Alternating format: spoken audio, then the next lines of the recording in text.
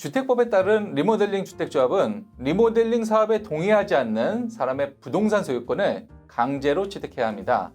이를 위하여 주택법은 주택조합에게 매도 청구권을 인정하고 있는데요.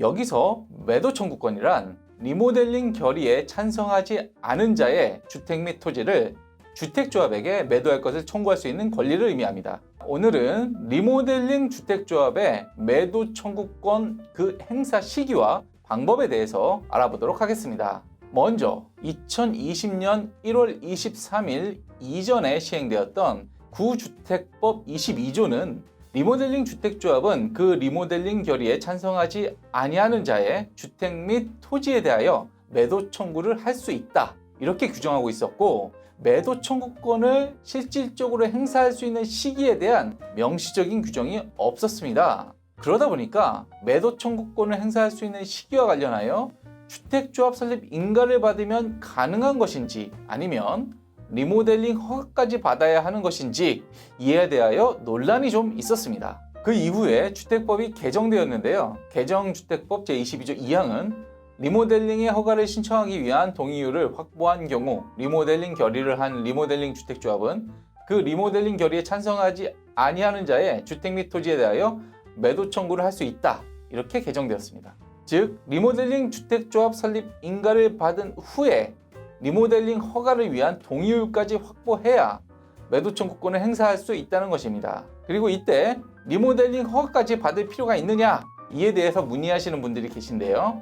리모델링 허가까지 받을 필요는 없습니다. 주택법 시행규칙을 살펴보면 리모델링 허가 신청서에 매도 청구권 행사를 입증할 수 있는 서류를 첨부하도록 되어 있습니다. 그렇기 때문에 리모델링 허가 신청을 하기 전에 매도 청구권을 행사하여야 함을 확인할 수 있기 때문입니다. 자, 그럼 지금부터는 매도 청구권 행사 방법에 대하여 좀 더 자세하게 살펴보도록 하겠습니다.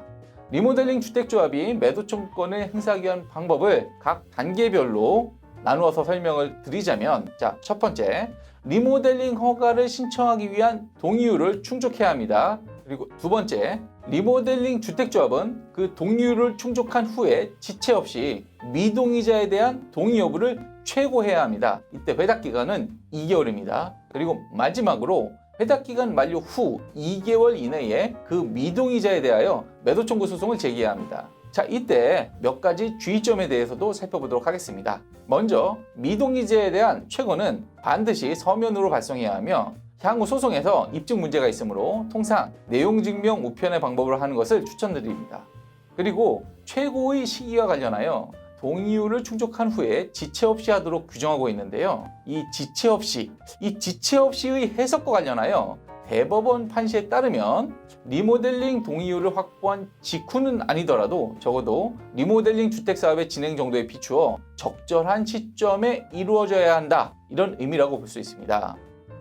리모델링 주택사업을 추진하기 위해서는 시공자를 비롯하여 각종 협력업체를 선정해야 하고, 또 리모델링 허가 신청을 위하여 준비해야 할 사항이 굉장히 많습니다. 그렇기 때문에 상당한 시간이 필요할 수 있는데요. 이런 점을 모두 고려할 때 이 대법원 판시는 상당히 타당하다고 생각을 하고요. 다만 정당한 사유 없이 지체할 경우에는 매도 청구가 기각될 수도 있으니 이런 점에 대해서는 주의가 필요합니다. 통상 리모델링 동의에 대한 최고서를 받더라도 미동의자들이 명시적으로 회답을 하는 경우는 사실 매우 드뭅니다.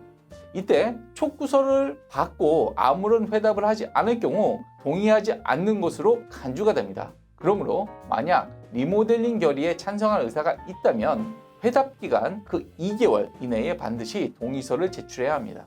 이 회답기간 내에 아무런 답변이 없거나 또는 명시적으로 동의하지 않는다는 답변을 받을 경우 리모델링 주택조합은 그 회답기간 만료일 후에 2개월 이내에 반드시 매도 청구권을 행사해야 하며, 만약 행사 기간을 도과한다면 그 효력을 상실하게 될 수도 있으니까 신속하게 소송을 제기해야 합니다. 마지막으로 한 가지 더 주의할 점을 말씀드리겠습니다. 만약에 매도 청구 소송이 진행되고 있는 가운데 미동의자가 그 해당 부동산을 다른 사람에게 매도할 경우 이 미동의자에 대하여 판결을 받더라도 그 판결은 무용지물이 될 수 있습니다. 이 경우 부동산 매수인을 상대로 해서 다시 매도 청구 소송을 제기해야 하는데요.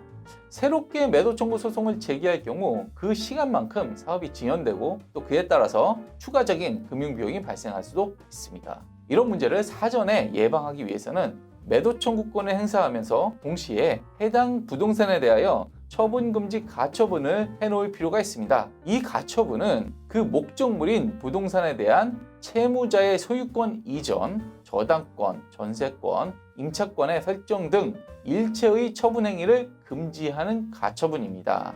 자, 매도 청구권은 미동의제에 대한 부동산을 강제로 취득하기 위한 제도라는 점에서 그 요건이 매우 엄격하고 또 준수해야 할 기간과 절차도 복잡합니다. 그러므로 적법한 매도 청구권 행사를 위하여 리모델링 전문 변호사의 조력을 받아서 진행하실 것을 추천드립니다.